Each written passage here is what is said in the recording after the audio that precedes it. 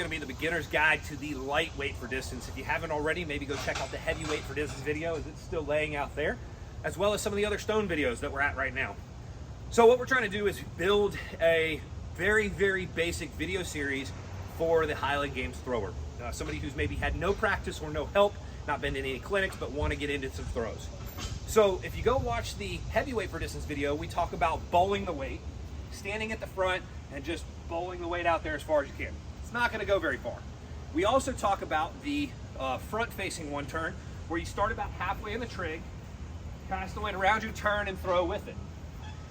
So that's going to be a heavyweight. It's going to be a little bit easier to do that versus what we're going to do here, and this is kind of a more advanced step, is the side-facing one turn, or some people call it the linear one turn, where I'm at the back of the trig, facing sideways from where I'm throwing, instead of front-facing, facing where I'm throwing.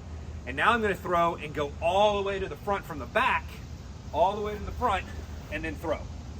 So you can still do the other two throws from the heavyweight with your lightweight. I started out myself with a front-facing one turn with the lightweight, so you don't think you have to do this technique. I am trying to just give you a little bit more, because this is a lighter weight, a lightweight, you may be able to manipulate it a little bit better. It depends on your throwing or athletic background. So, just as with the heavyweight for distance, we have a 9-foot long box, 4.5 foot wide. What I'm going to do is step all the way to the back this time with my lightweight. Just like I did with the heavyweight, I may cast it back and forth in front of me, kind of just getting used to the weight. And what I'm going to do is come behind me, and now I'm going to cast it all the way to the front. I'm going to throw it, and essentially throw it to the front, go with it, turn and throw. So here's a demo of what it looks like. Behind, cast, throw. So if you notice, I'm gaining more ground. I can gain more speed and momentum going that way. It's going to tend to be a further throw than your front-facing one turn, where I'm more in one spot. I'm not gaining momentum forward. It's a little easier to start out with the lightweight. Now, if you put the front-facing one turn and your linear one turn together, you have a two turn, and that is what you'll see most people doing as they get more experience in the games.